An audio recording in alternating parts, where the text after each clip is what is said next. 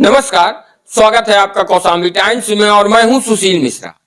2 दिन पहले अमित शाह और कुंडा विधायक रघुराज प्रताप सिंह उर्फ राजा भैया की मुलाकात बेंगलुरु में होती है। बंद कमरे में क्या बात होती है, ये बात साफ नहीं हो पाई, क्योंकि मुलाकात की न तो कोई फोटो और न ही कोई वीडियो साझा की जाती है और न ही कोई बयान आता है। मुलाकात इतनी गुप्त थी, उसके बाद भी ये खबर मीडिया में लीक हो गई। आखिर ऐसा क्या हो गया कि अमित शाह को कुंडा विधायक की याद आ गई और राजा भैया से मिलने के लिए उनको फोन करना पड़ा। राजा भैया के पास एक फोन जाता है कि भारतीय जनता पार्टी के चाणक्य कहे जाने वाले अमित शाह आपसे मिलना चाहते हैं, आप बेंगलुरु आ जाएं। भैया बेंगलुरु पहुंचते हैं और अमित शाह से मुलाकात करते हैं, लेकिन मुलाकात में क्या बात होती है ये खबर नहीं पता चल पाई। मीडिया में जैसे ही ये खबर वायरल होती है, हमने भी राजा भैया के जो बेहद करीबी हैं उनसे संपर्क किया और जानने का प्रयास किया, लेकिन कुछ क्लियर नहीं हो पाया।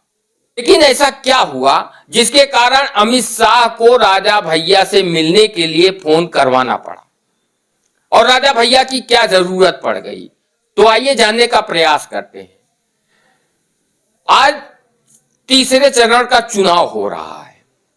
2 चरण के चुनाव पहले हो चुके हैं, लेकिन वोटिंग परसेंटेज कम होने की वजह से अमित शाह और प्रधानमंत्री नरेंद्र मोदी के चेहरे का कॉन्फिडेंस पूरी तरह से गायब हो चुका है।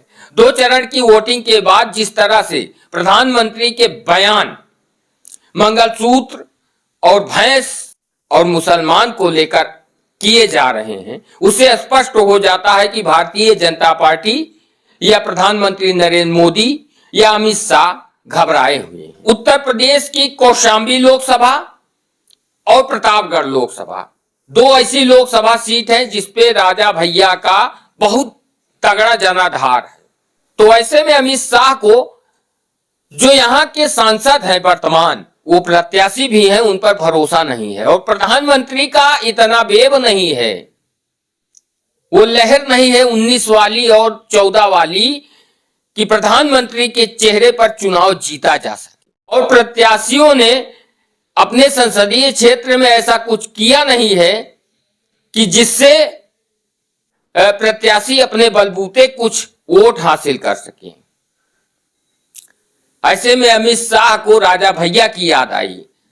और सबसे बड़ी बात, हरियाणा, राजस्थान, पश्चिमी उत्तर प्रदेश या पूर्वी उत्तर प्रदेश जिस तरह से इस समय ठाकुर भारतीय जनता पार्टी से नाराज चल रहे हैं, तो ठाकुरों में एक बड़ा चेहरा है। योगी आदित्यनाथ के बाद अगर कोई चेहरा है तो रघुराज प्रताप सिंह का चेहरा है। ठाकुरों में एक उनकी पैठ है और उनका सम्मान है। तो ऐसे में पूर्वी उत्तर प्रदेश में अभी चुनाव होने बाकी हैं और अभी उत्तर प्रदेश में 54 सीटों पे चुनाव होने हैं।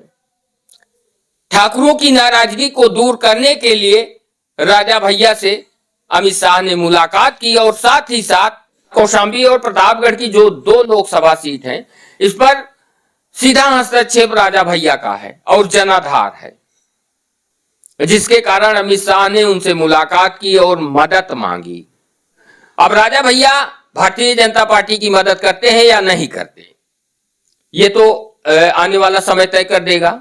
लेकिन जिस तरह से राजा भैया से राज्यसभा चुनाव में समर्थन लिया गया और उसके बाद उनको किनारे कर दिया गया, राजा भैया ने भारतीय जनता पार्टी की मदद राज्यसभा चुनाव में की। कयास लगाए जा रहे थे कि 2 लोकसभा सीट प्रतापगढ़ और कौशाम्बी राजा भैया को मिल सकती है, लेकिन भारतीय जनता पार्टी ने कौशाम्बी और प्रतापगढ़ दोनों से अपने प्रत्याशी घोषित कर दिए। राजा भैया इस लोकसभा चुनाव में कोई भी प्रत्याशी अपने पार्टी से नहीं उतारे हैं, क्योंकि उनको पूरी उम्मीद थी कि भारतीय जनता पार्टी से उनकी पार्टी का गठबंधन हो जाएगा। राज्यसभा चुनाव के समय समाजवादी पार्टी के मुखिया अखिलेश यादव ने प्रतिनिधि भेजा था और उनसे समर्थन मांगा था। जो जानकारी निकलकर सामने आई कि राजा भैया को अखिलेश यादव लोकसभा की कई सीटें दे रहे थे, लेकिन राजा भैया का जो झुकाव था वो भारतीय जनता पार्टी की तरफ था। भारतीय जनता पार्टी ने उनसे समर्थन तो लिया, उनका वोट भी लिया, लेकिन गठबंधन नहीं किया। ऐसे में राजा भैया असमंजस की स्थिति में थे और अपनी पार्टी से कोई प्रत्याशी मैदान में नहीं उतारे। अब बात करते हैं कौशाम्बी लोकसभा और प्रतापगढ़ लोकसभा की। कौशाम्बी से भारतीय जनता पार्टी के सांसद विनोद सोनकर हैं, 2014 से लगातार बने हैं। 2014 में मोदी लहर थी, 2019 में मोदी लहर थी।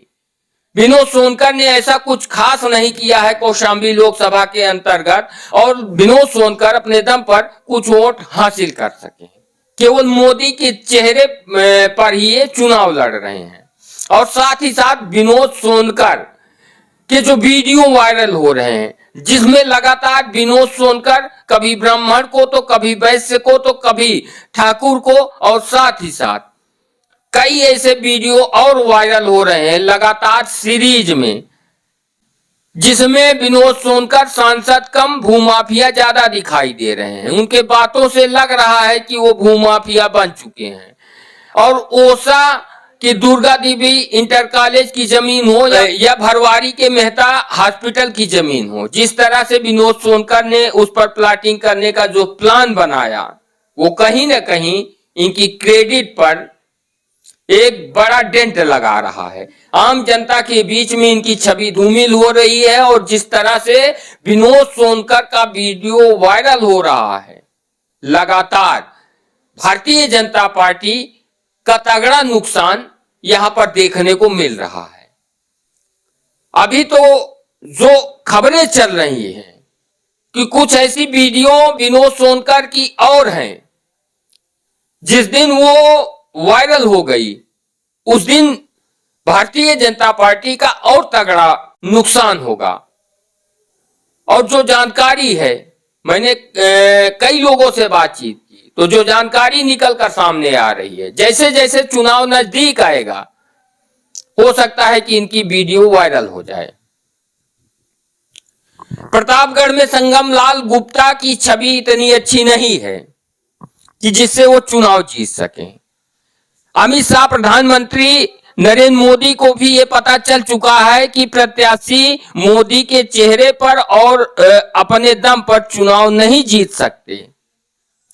ऐसे में भारतीय जनता पार्टी के चाणक्य कहे जाने वाले अमित शाह को राजा भैया की याद आती है और राजा भैया को बुलाया जाता है बेंगलुरु में, इनसे बातचीत की जाती है। बातचीत का नतीजा क्या निकलेगा ये अभी क्लियर नहीं हो पाया है। जिन राजा भैया को चाणक्य ने किनारे लगाया, राज्यसभा चुनाव में समर्थन लेने के बाद जो कयास लग रहे थे कि भारतीय जनता पार्टी और जनसत्ता दल लोकतांत्रिक पार्टी का गठबंधन हो सकता है, लेकिन नहीं हुआ। आज उन्हीं राजा भैया के शरण में अमित शाह को जाना पड़ा। कौशाम्बी और प्रतापगढ़ दो लोकसभा सीट फंसी हुई है। राजा भैया के सहारे भारतीय जनता पार्टी नैया पार लगाना चाहती है। राजा भैया के समर्थक भी भारतीय जनता पार्टी से कहीं ना कहीं नाराज हैं, क्योंकि जो राजा भैया के साथ किया गया वो राजा भैया के समर्थकों के बीच में गलत संदेश गया।